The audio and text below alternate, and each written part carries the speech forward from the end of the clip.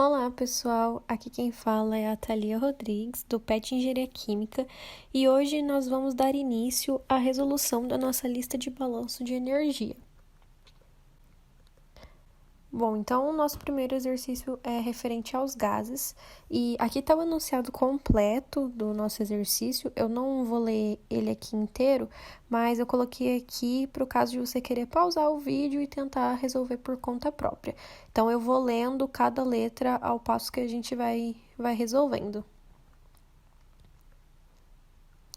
Então, a letra A do nosso exercício diz: prove que, para um gás ideal, a energia interna específica e a entalpia específica estão relacionadas por H chapéu igual ao chapéu mais R vezes T, onde R é a constante dos gases. Bom, gente, por definição, a gente tem que a entalpia específica ela vai ser dada pela energia interna específica mais a pressão vezes o volume específico. Isso a gente viu na parte teórica. Além disso, nós temos dos gases ideais a equação 2, que seria a pressão vezes o volume específico, que é igual a R vezes T, sendo R a constante dos gases e T a temperatura. Logo, se a gente substituir a equação 2 na equação 1, a gente consegue obter a equação que foi dada no problema para a gente conseguir provar, que seria o H chapéu, que é igual ao chapéu, mais R vezes T.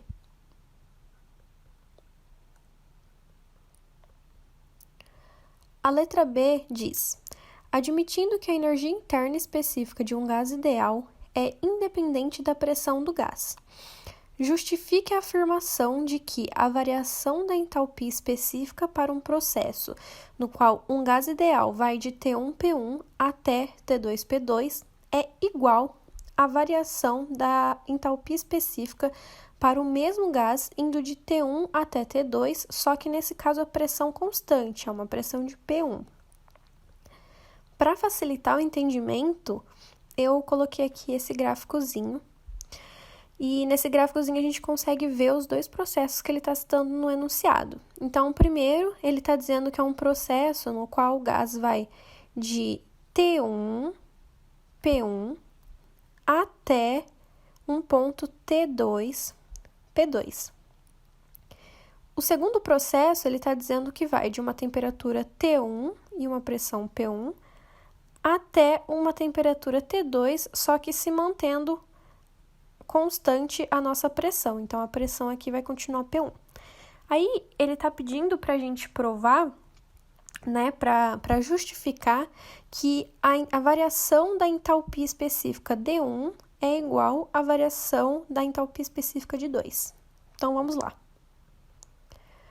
Primeiramente, a gente tem a equação que a gente conversou agora há pouco, que seria a entalpia específica, que é igual à energia interna específica, mais R vezes T.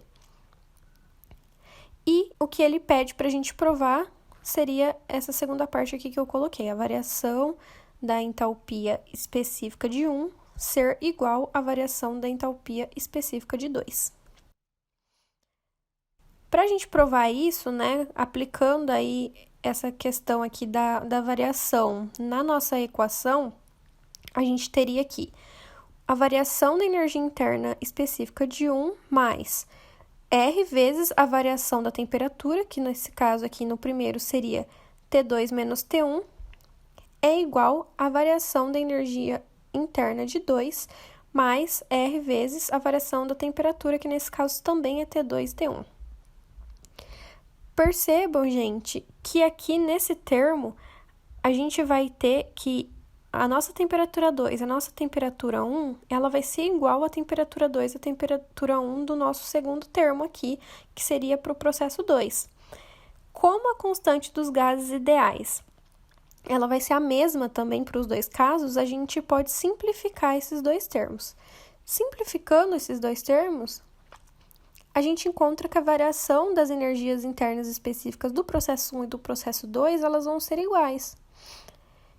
Como tanto o termo que contém a constante dos gases e a temperatura e o termo que contém a energia interna específica, de ambos os lados eles vão ser termos iguais, Assim, a gente consegue provar que a variação da entalpia específica de 1 vai ser igual à variação da entalpia específica de 2.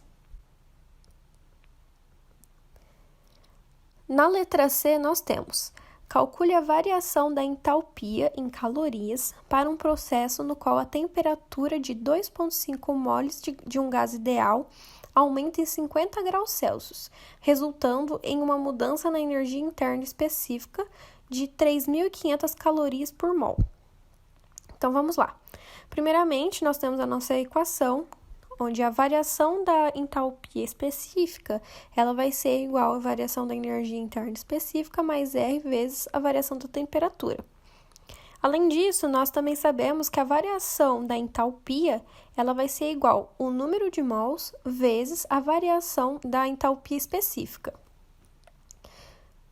Combinando essas duas equações, a gente vai ter que a variação da entalpia vai ser igual ao número de mols vezes toda essa equação aqui referente à variação da entalpia específica.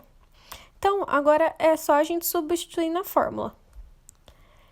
Dessa forma, então, o número de mols é 2,5 mol, variação da energia interna específica é 3.500 calorias por mol, como foi dado no exercício também, mas o R, nesse caso, por conta das unidades, a gente vai escolher aqui o valor de 1,987 caloria por mol vezes Kelvin, vezes a variação da temperatura. No enunciado, ele deu variação de temperatura de 50 graus Celsius, e aqui eu coloquei 50 Kelvin.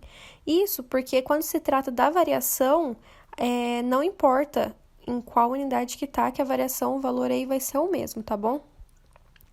Com isso, a gente obtém um valor para variação da entalpia de 8.998 calorias, e a gente pode fazer uma análise das unidades também para confirmar que deu em calorias.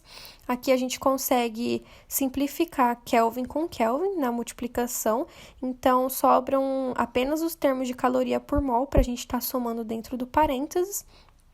E aí, então, a gente consegue cortar a unidade de mol aqui com o nosso número de mol, restando, então, apenas a caloria. Assim, a gente consegue confirmar que o nosso resultado está correto. Então, pessoal, desse exercício é isso. Agradeço muito pela atenção de vocês. Não se esqueçam de seguir o nosso canal, compartilhar o vídeo também com o restante aí do pessoal, para dar aquela força pra gente. E qualquer dúvida que vocês tiverem, é só deixar nos comentários. Muito obrigada!